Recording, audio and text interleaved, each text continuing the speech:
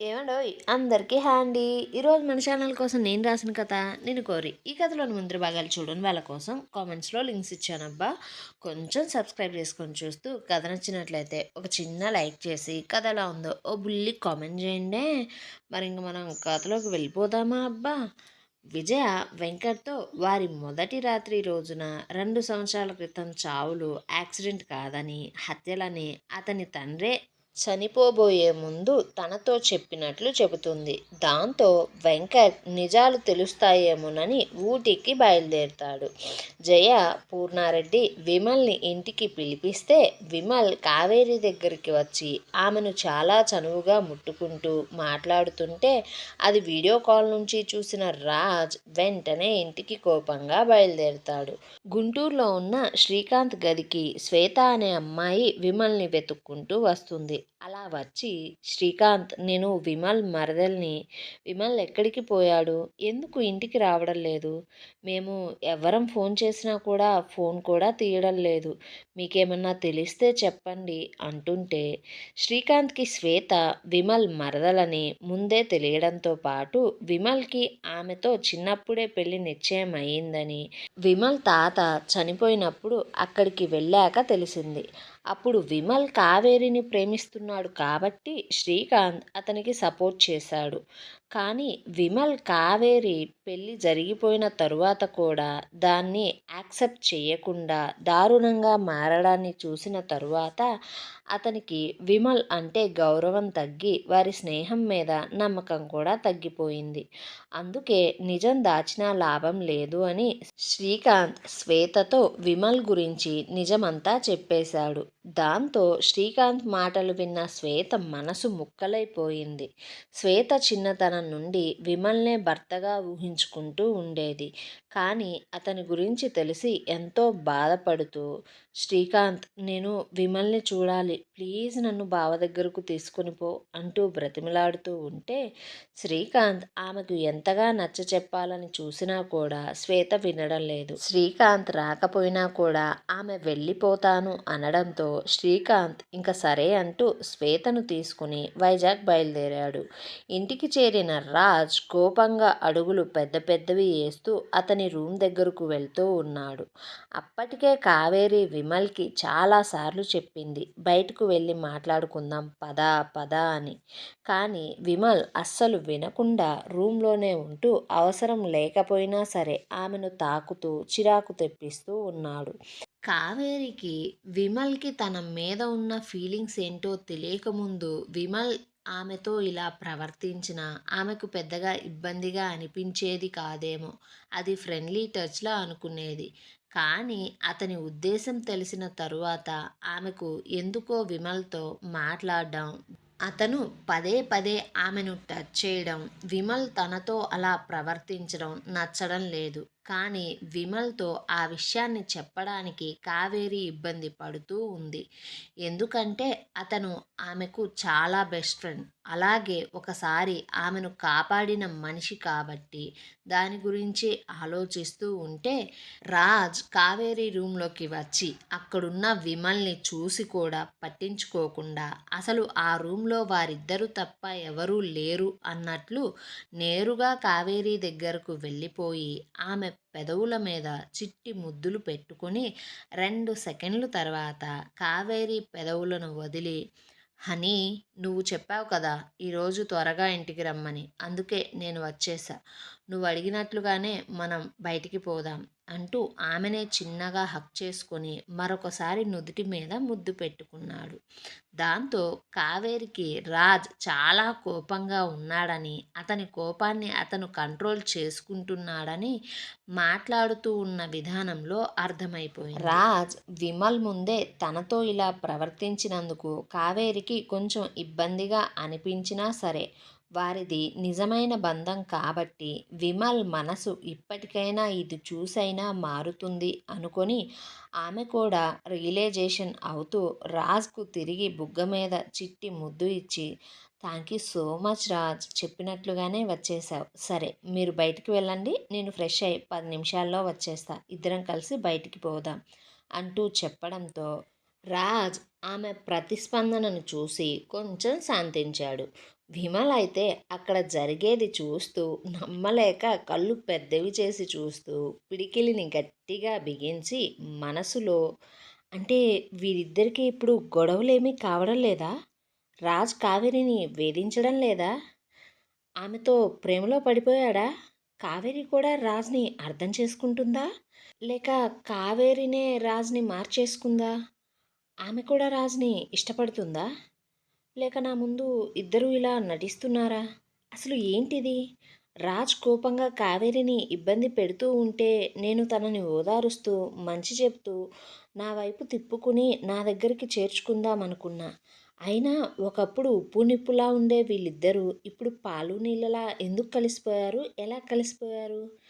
మరి వీళ్ళు ఇలా ఉంటే నా ప్రేమ సంగతేంటి? నేను కావేరిని ఎలా దక్కించుకోవాలి అనుకుంటూ ఉంటే రాజ్ కోపంగా, నీకు చెప్తే అర్థం కావట్లేదా? కావేరి బయటికి వెళ్ళమంది, పద అంటూ విమల్ని రెక్క పట్టుకొని బయటికి గుంజుకొని తీసుకుని వచ్చిన రాజ్ కోపంతో కళ్ళు ఎర్రగా మారిపోతూ ఉంటే అదే కోపంతో విమల్ని ఏదో అనబోతుండగా గౌతమి అక్కడికి వచ్చి విమల్కి టీ ఇస్తూ, ఏంటి రాజ్ అప్పుడే వచ్చేసా అంటుంటే రాజ్, అమ్మా కావేరి నేను బయటికి వెళ్ళాలి అనుకున్నాం, అందుకే ముందే వచ్చేసా అంటుంటే గౌతమి, మంచిది, మంచి పని చేసావు రాజ్, పాపం ఆ పిల్ల ఇంట్లో ఉండి ఉండి బోర్ కొడుతుందిరా, అలా సరదాగా ఇద్దరు బయటికి వెళ్ళి తిరిగి రండి అంటూ చెప్పి అక్కడి నుండి వెళ్ళిపోయింది. తల్లి వెళ్ళగానే రాజ్ విమల్నే చూస్తూ, నువ్వెందుకు ఇక్కడికి వచ్చావు? వచ్చినా సరే నా రూమ్లోకి ఎందుకు వెళ్ళావు అంటుంటే విమల్ అతని ఫీలింగ్స్ని అదుపులోకి తెచ్చుకొని ప్రశాంతంగా రాజ్నే చూస్తూ, రాజ్ నన్ను చూస్తే నీకు ఎందుకు కోపం వస్తుంది? నేను ఒకప్పుడు కావేరిని ప్రేమించా, కాదు అనను. అలాగే ఇప్పుడు మర్చిపోయావా అంటే నా దగ్గర సమాధానం అయితే లేదు. కానీ ఒక పెళ్ళైన అమ్మాయిని ప్రేమించకూడదు అనే బుద్ధి అయితే నా దగ్గర ఉంది. కానీ నీకే బుద్ధి లేదు. నువ్వు నా ముందు ఏదో కావేరి అంటే తెగ ప్రేమ కారిపోయేవాడిలాగా నటించాల్సిన అవసరం లేదు. నీ దొంగ ప్రేమను చూసి ఇప్పుడు ఇక్కడ ఎవరూ మోసపోరు. నేను కేవలం కావేరితో మాట్లాడడానికి మాత్రమే ఆ గదిలోకి వెళ్ళా. ఇన్ని రోజులు నువ్వు కావేరిని కోపంతో టార్చర్ పెడుతుంటే ఇప్పుడు బలవంతపు నీ ప్రేమతో టార్చర్ పెడుతున్నావా అంటుంటే రాజ్, చూడు విమల్, కావేరి నా భార్య, ఆమె మీద నాకు ప్రేమ లేదు అని నేను చెప్పలేదే. అయినా ఎవడో గొట్టంగాడికి దడిచి నేను నా ప్రేమను నటించాల్సిన అవసరం నాకు లేదు. కానీ నువ్వు అడిగిన దానికి నేను సమాధానం చెప్తా అంటూ ఏదో చెప్పబోతుండగా విమల్ కోపాన్ని దాచుకుంటూ, నేను రియల్ ఎస్టేట్ బిజినెస్ని చేసుకుంటున్నా, అందుకే పని మీద ఇక్కడికి వచ్చా.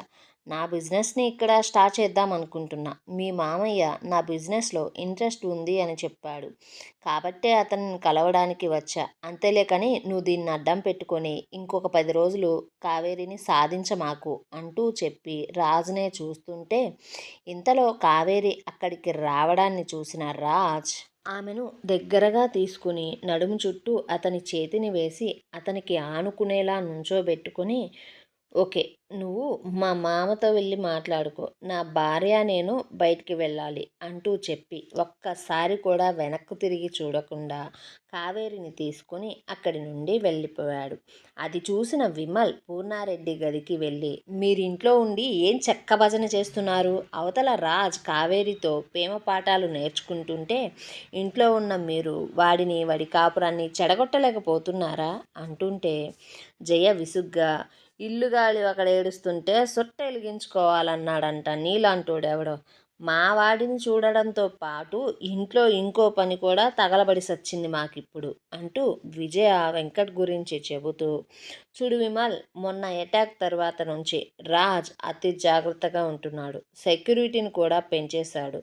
నువ్వు ఆ భూపతిగాడు ఇప్పుడు ఏం చేసైనా సరే నా కొడుకు వెంకట్కి కొన్ని నిజాలను తెలియకుండా చూసుకోవాలి. ఈ విషయం భూపతికి తెలుసు. నువ్వు అతను చెప్పినట్లు విని ఎలా అయినా సరే మళ్ళీ వెంకట్ వెంటనే వైజాగ్ వచ్చేలా చెయ్యండి అంటూ వారు దాని గురించి మాట్లాడుకున్న తరువాత విమల్ అక్కడున్న వారిద్దరితో భూపతితో కలిసి వేసిన ప్లాన్ గురించి చెబుతూ, భూపతి కూడా ఈ ఇంట్లో మనుషులను సీక్రెట్గా ఫాలో చేయడానికి తన మనుషులను పెట్టాడు అని, సమయం చూసి దెబ్బ కొట్టాలని చూస్తున్నాం అంటూ వారి ప్లాన్ను కూడా చెప్పాడు. అది విన్న వీరిద్దరూ కూడా హ్యాపీగా ఫీల్ అయ్యారు.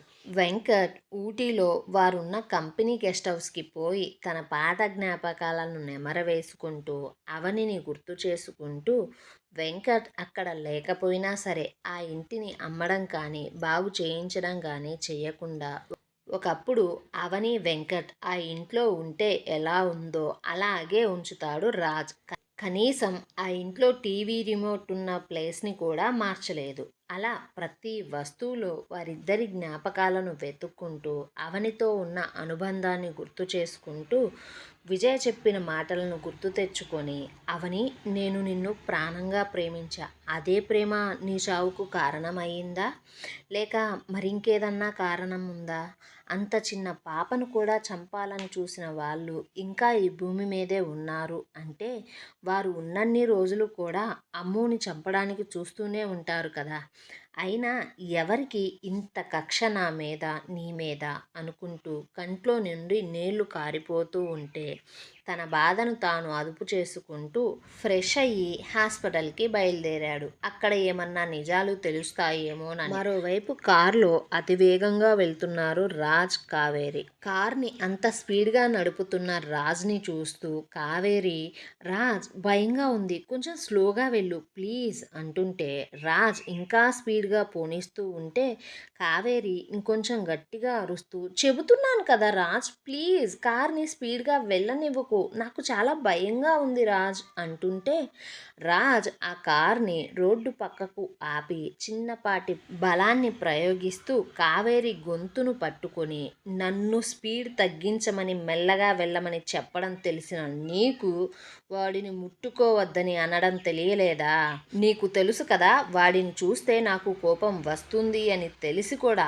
అలా ఎలా చేస్తావు, వాణ్ణి రూమ్లోకి ఎందుకు రానిచ్చావు అంటుంటే కావేరి ఇబ్బందిగా కదులుతూ, రాజ్ విమల్ నా ఫ్రెండ్, అలాగే ఒకసారి నా మీద కంపెనీలో బాస్ అసభ్యంగా ప్రవర్తిస్తే కాపాడాడు, అలాంటి వాడితో నేనంత కటుగా ఎలా ప్రవర్తించాలి అనడంతో రాజ్ కంగారుగా కావేరిని వదిలి, ఎవడు వాడు, ఎంత ధైర్యం ఉంటే నా కావేరితో అలా ప్రవర్తిస్తాడు అంటుంటే కావేరి రాజ్కి విషయం అంతా చెప్పింది. అదంతా విన్న రాజ్ ఒకసారి ప్రశాంతంగా ఆమెకు అర్థమయ్యేలా చెప్పడం కోసం, చూడు కావేరి, నువ్వంటే నాకు ఇష్టం, నేను నాకు నచ్చిన వస్తువుని కనీసం ఇంకొకరు ముట్టుకున్నా కూడా ఊరుకోను, అలాంటిది నువ్వు ఇప్పుడు నా భార్యవి, నేను నిన్ను మనస్ఫూర్తిగా ప్రేమిస్తున్నా, ఇది పిచ్చనుకో లేక వెర్రనుకో, నిన్ను ఎవడైనా ముట్టుకున్నా, నీ ముందు అతిగా ప్రవర్తించినా, నిన్ను అసభ్యంగా చూసినా సరే నేను నా కోపాన్ని అదుపులో ఉంచుకోలేను, ఇక నుండి నువ్వు దీన్ని గుర్తు పెట్టుకొని మసులుకో అనడంతో కావేరి అతని ఉద్దేశాన్ని అర్థం చేసుకుని, సార్ సరే సార్ ప్లీజ్ ఇంక నీ కోపాన్ని కొంచెం తగ్గించయ్యా బాబు, మనం ఎగ్జిబిషన్కి వెళ్దాం పదా అంటూ వాళ్ళిద్దరూ కొద్దిసేపట్లోనే మామూలైపోయి ఎగ్జిబిషన్కి బయలుదేరారు.